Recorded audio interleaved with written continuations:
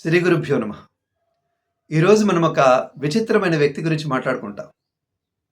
ఏమిటి విచిత్రం అంటే ఆయన దగ్గర బుద్ధుడి కాలం నాటి కళ్ళజోడు ఉంది. నిజమండి. ఆయన ఆ కళ్ళజోడులోంచే చూస్తాడు ప్రపంచాన్ని. ఆ చూసిన విషయాన్ని మనతో మాట్లాడుతూ ఉంటాడు. ఆయన zoology professor, retired zoology professor, గొప్ప కవి, ఆహ్, చాలా చాలా అవార్డ్స్ పొందినటువంటి కవి, సామాజిక స్పృహ ఉన్నటువంటి వాడు.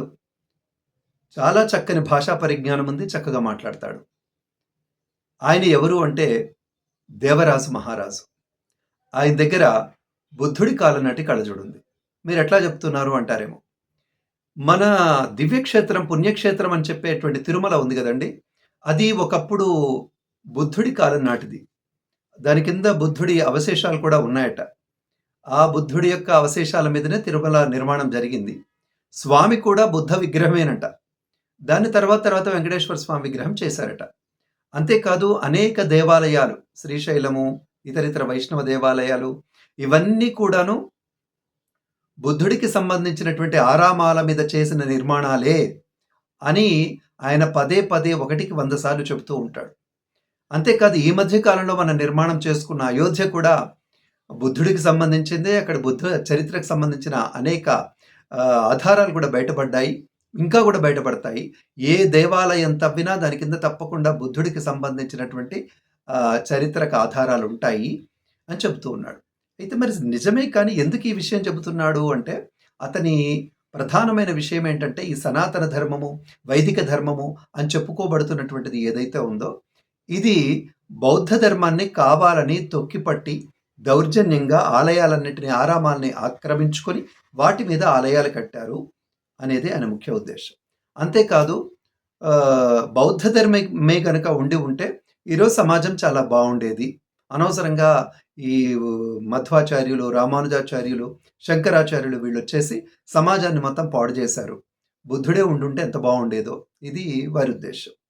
అయితే ఇక్కడ నేనేమంటున్నానంటే, భారతదేశంలో ఎక్కడ తవ్వినా, ఏ క్షేత్రంలో తవ్వినా బుద్ధుడి అవశేషాలే ఉంటాయి, చారిత్రక ఆధారాలే ఉంటాయంటే, ప్రపంచం మొత్తం కూడా కదిలించినటువంటి, ప్రపంచం మొత్తం కూడా ఆచరించినటువంటి బౌద్ధ ధర్మానికి సంబంధించినటువంటి ఒక గొప్ప చరిత్ర భారతదేశంలో కొన్ని వందల సంవత్సరాలు కాలం గడిపింది, జీవించింది. అలాంటి చరిత్ర ఉన్నటువంటి ఈ దేశంలో బౌద్ధ మతానికి లేదా బుద్ధుడికి సంబంధించినటువంటి చారిత్రక ఆధారాలు లేని స్థలం ఏదై ఉంటది? ఎందుకుండవు? అడుగడుక్కి ఉంటాయి గదా! అదొక పెద్ద విషయమేం కాదు గదా! మరి ఎందుకోసం అని ఈయన చెప్తున్నాడు? అంటే ముఖ్యంగా సనాతన ధర్మం మీద ఉన్నటువంటి ద్వేషం. అంతేకాదు ఈయన పండగల్ని కూడా చాలా చక్కగా తనదైనటువంటి పాండిత్య భాషలో వక్రీకరించి, పలానా పండుగ పలానా బుద్ధుడికి సంబంధించింది. గురు పౌర్ణమి అసలు మీది కానే కాదు, మా బుద్ధుడికి సంబంధించింది. ఇట్లా ఎన్ని చెబుతాడో ఆయన. భగవద్గీత మీకు సంబంధమే లేదు, మా బుద్ధుడికి సంబంధించింది. ఇట్లా ఎన్ని రకాలుగా చెప్తాడు. అందుకే చెప్తున్నాను, ఆయన బుద్ధుడి నాటి కళ్ళజోడు పెట్టుకొని ప్రయాణం చేస్తున్నాడు కాబట్టి అడుగడుగునా బుద్ధుడికి సంబంధించిన అంశాలే కనపడుతున్నాయి. అయితే ఇక్కడ ఆయనకు ఇదేమిటంటే, ద్వేషం ఏంటంటే, ఈ వైదిక ధర్మం బలవంతంగా బౌద్ధాన్ని నశింపజేసింది లేదా క్షీణింపజేసింది. కానీ అది చాలా తప్పు. ఎందుకంటే ఆయనకు బోలెడంత చారిత్రక పరిజ్ఞానం ఉంది. ఏదైతే కొమ్మ విరిగిపోగలుగుతుందో దాన్నే కొడతాం. ఏదైతే విరుగుతుందో దాన్నే కొడతాం. ఏదైతే పడిపోతుందో దాన్నే తీస్తాం. చరిత్రలో మీరే పార్టీ ఓడిపోయినా, ఎవ్వరు ఓడిపోయినా, ఏది జరిగినా చూడండి, దానికొక క్షీణదశ వస్తుంది. ఆ క్షీణదశ వచ్చి అది పడిపోయిన తర్వాత ఇంకోటి పరిఢవిల్లుతూ ఉంటుంది. ఇది జరిగే క్రమం ఇది. అందరికీ తెలిసినటువంటిది. ఇప్పటికే ఆర్య, ద్రావిడ ఇట్లాగే అవాకులు చవాకులు పేలి ఆర్య, ద్రావిడ అనేటువంటి సిద్ధాంతాన్ని పెద్ద తలనొప్పి వ్యవహారంగా ఈరోజు మనం తీసుకొచ్చుకున్నాం.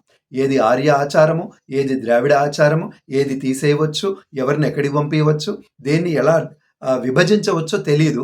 కానీ 24 గంటలు ఇలాంటి కుహనా మేధావులందరూ అలాంటి విషయాలు మాట్లాడుతూ ఉంటారు.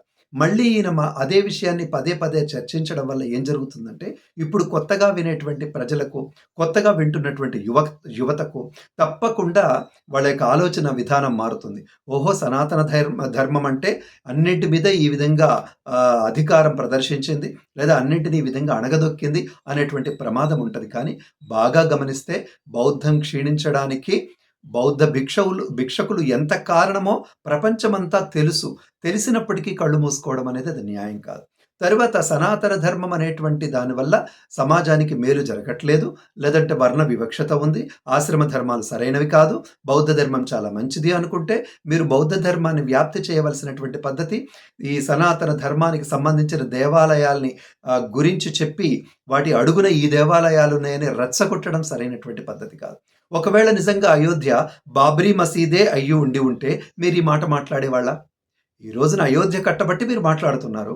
అది అదే విధంగా బాబ్రీ మసీద్ అయ్యున్నా గాని. ఎందుకోసం అంటే ఇప్పుడు మసీదులు చాలా ఉన్నాయి గదా! ప్రతి మసీదు కింద కూడా దేవాలయమే ఉందని మేము అంటున్నాం కదా! మరి ఆ మసీదుల గురించి కూడా మీరు మాట్లాడండి. అక్కడున్న దాని కింద ఉన్న దేవాలయాలు, ఆ దాని కింద ఉన్నటువంటి బౌద్ధ ఆరామాల గురించి మీరు మాట్లాడొచ్చు కదా! ఎందుకు మాట్లాడరు ఆ విషయాలు? అంటే సనాతన ధర్మం మీద విపరీతమైనటువంటి వివక్ష. ఆ తర్వాత నేనేమంటా అంటే, మీకు బౌద్ధ ధర్మం చాలా గొప్పది అనిపిస్తే, బౌద్ధ ధర్మాన్ని వ్యాప్తి చేయండి. చేయవలసిన పద్ధతేంటి? ముఖ్యంగా బౌద్ధ ధర్మంలో ఉన్నటువంటి అహింస, భూతదయ ఇవన్నీ ప్రచారం చేయండి. ఈరోజు హింసాత్మకమైన వాతావరణంతో ప్రపంచమంతా అల్లకల్లోలమవుతోంది గదా! వద్దన్నా యుద్ధాలొస్తున్నాయి కదా! అదేదో మీరు చేయొచ్చు గదా! శాంతి కార్యక్రమాలన్నీ మీరు చేయొచ్చు గదా! ఆ శాంతి సమాజాన్ని స్థాపించవచ్చు గదా!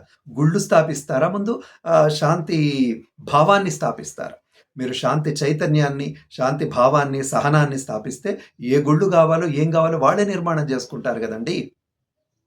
కాబట్టి తస్మాత్ జాగ్రత్త. మనమందరం గూడా చాలా జాగ్రత్తగా ఉండాలి. ఇలాంటి వాదనలు, ఇలాంటి అనవసరమైనటువంటి చర్చలే ముందు ముందు తలకాయ నొప్పిగా పెద్ద గ్రంథాలుగా, లేదంటే పరిశోధనాత్మకమైనటువంటి విషయాలుగా తయారై మనల్ని ఇబ్బంది పెడుతూ ఉంటాయి. ఎప్పటికప్పుడు ఈ విషయాన్ని గురించి మనకొక స్పష్టమైన దృష్టి ఉండవలసి ఉంది. వాళ్ళెంత పెద్దవాళ్ళు మాట్లాడినా మనకు స్పష్టమైన దృష్టి ఉండాలి అనేటువంటి విషయాన్ని మీకు విన్నవిస్తున్నాను. శుభం.